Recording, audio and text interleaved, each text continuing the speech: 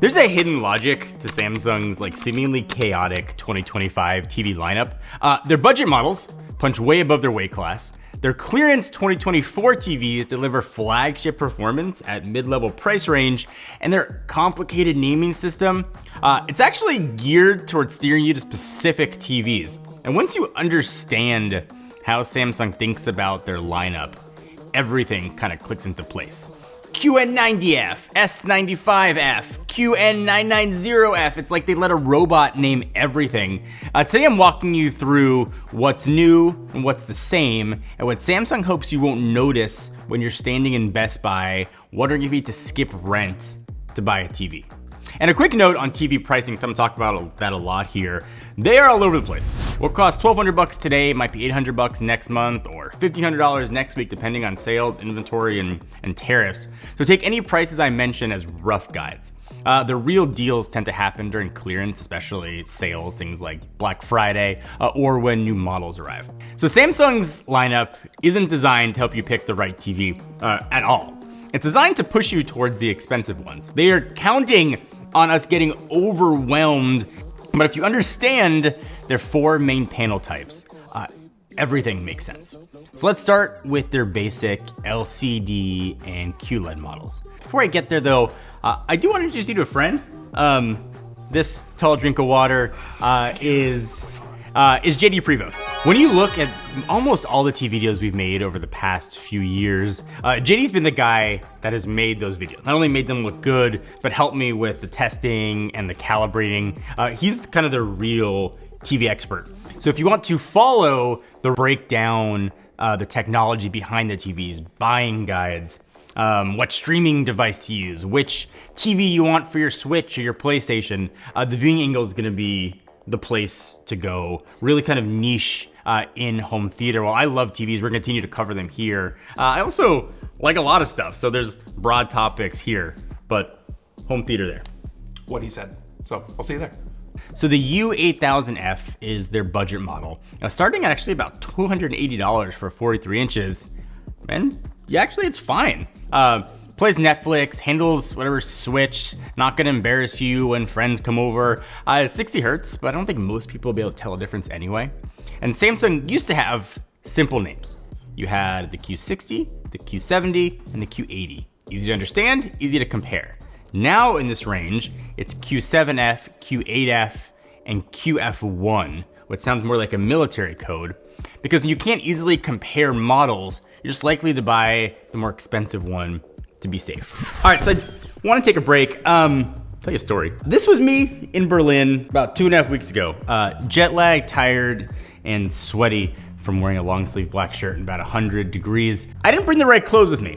I also only brought my iPad with me when I was sort of in Berlin, and we had to upload the footage that we shot from the event back to the studio. The data was almost useless. My download speeds were 20, which was great. My uploads were like less than 1. So I was sitting there watching a progress bar that hadn't moved in 20 minutes. I figured that was actually the perfect time to test out UBG, who actually sponsored this video. So I downloaded the app, scanned the QR code, and suddenly I had actual internet on my iPad. It was ridiculous how much faster it was. Here's the test. I mean, you can see what the speeds actually were. That would have taken me all day on T-Mobile. UBG makes roaming and data easier when traveling. If you travel outside your country at all, your character's roaming is probably not the best and probably expensive.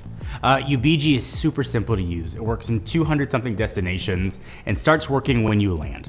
You also pay once up front instead of getting hit with a surprise bill later. You can also buy more data through their app even when your phone has zero internet. Not quite sure how that worked. You can also use it as a hotspot for other devices too. You literally just download the app before you travel. It is incredibly useful, incredibly easy, whether for your phone or your iPad. If you want to pretty much guarantee that you are going to have data and use your device, UBG is 100% the way to go. It worked for me flawlessly in Berlin, and I think it'll work flawlessly for you as well if you're traveling. If you want to check it out, use code JOHN10 for 10% off. All links you need will be down below. Now, back to Samsung. So the Q8F costs around $500, a step up. and it's actually really good. It's got quantum dots that can give you better colors and brighter HDR than the basic U8000F. But Samsung's betting you'll be confused, skip it, and buy a $1,200 model with features you probably won't use. Side money-saving tip too, hunt for a 2024 Q80D on clearance.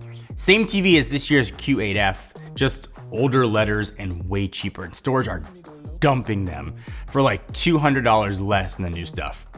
For gaming, the cheap Q8F is better than Samsung's $3,000 OLED from a few years ago.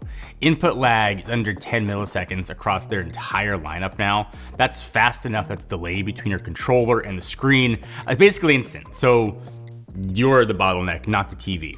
If you need something brighter, for sunny rooms, talk about Samsung's mini LED Neo QLED TVs. Samsung got tired of OLED fans bragging about perfect blacks, decided to make just their TVs the brightest possible instead. Kind of respect the pettiness, but their QN90F is their bright room solution. It's got this anti-glare coating that actually works in sunny rooms. Samsung basically said, your perfect blacks don't matter if you can't see them during the day. So this is available up to 115 inches for people who want to, maybe want their neighbors to see what they're watching. But here's where Samsung's strategy gets weird. They killed last year's QN95D, even though it was actually better than the QN90F. More dimming zones, better processing, like the works. So why did they discontinue a superior TV? I think it was too expensive to make, so replaced it with something cheaper to produce, but not as good. So if you happen to find a QN95D still in stock somewhere, grab it, don't hesitate. It's, in my opinion, better than the new one. And Samsung loves to talk up gaming features that barely matter. The QN90F has 144 Hz refresh rate, which sounds amazing until you realize PlayStation 5 and Xbox only do 120 Hz. Those extra 24 Hz are not really useful for console gaming, but it's nice for using it for PC gaming if that's what you connect it to.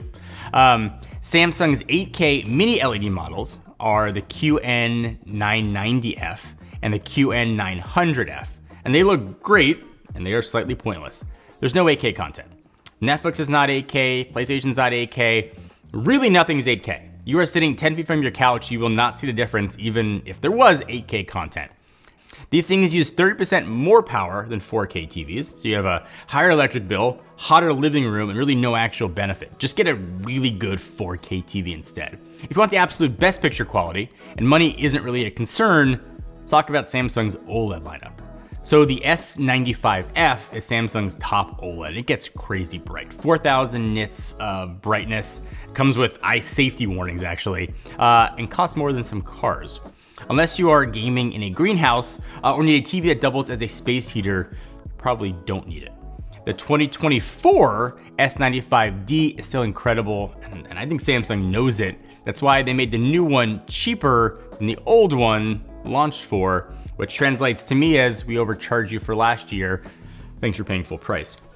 If you find a deal on an S95D, take it and run. The difference between old and new is super tiny.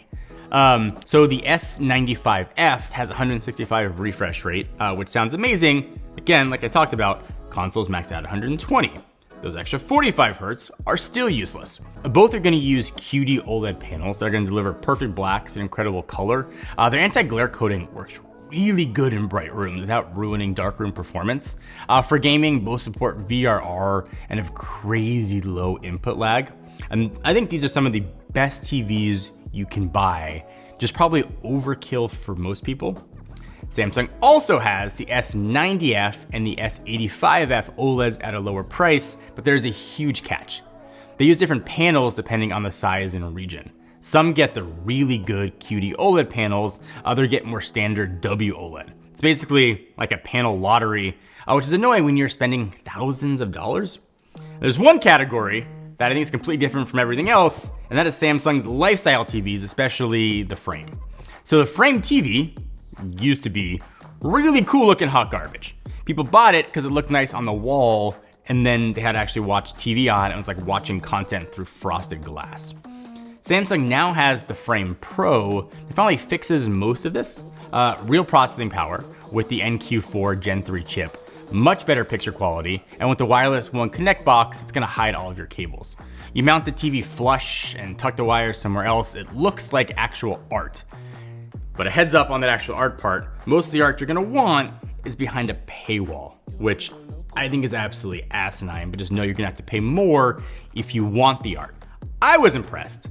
Not everybody shares my impressions. And again, I just tested this TV. I didn't live with it as my main TV. But friends of the channel and my buddy Quinn Nelson from Snazzy Labs found the Frame Pro's interface laggy and underpowered compared to Samsung's main lineup. Like I said, I did not experience UI delays nearly to his extent, but it is worth noting if you're coming from a flagship Samsung TV, the Frame Pro might feel a step slower. Different people, different tolerance for UI responsiveness. What you're getting is edge-lit mini LED, not full array dimming like Samsung's real TVs. So while it's better than the old frame models, don't expect like the contrast of the regular Neo QLED TVs. It's good enough while looking nice, but you're still paying premium for the art factor over pure performance. It does support 144 Hz and looks like art when it's off. If you want gaming that blends to your living room, it's perfect. Just know you're paying more for the design than the performance.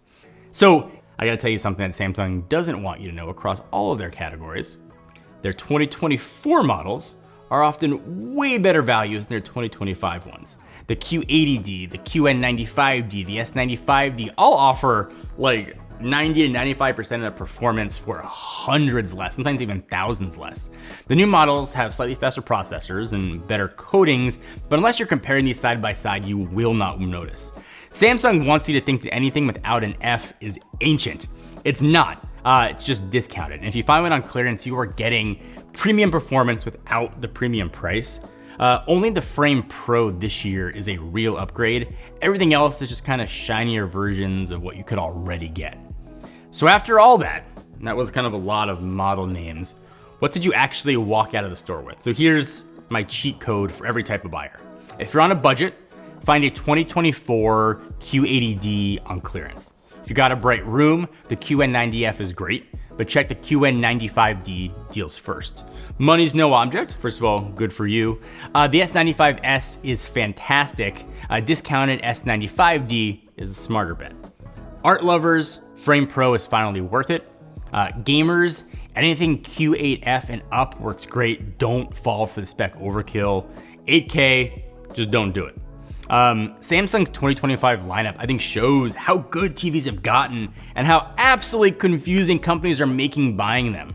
So when you go out there, stay smart, ignore all the marketing tricks, and you'll end up with something great that's not gonna break your bank. And remember, if a TV company tries to confuse you, just look at the specs. Look at what they did the previous year and look at the new one, because marketing is just marketing. The tech isn't changing all that much.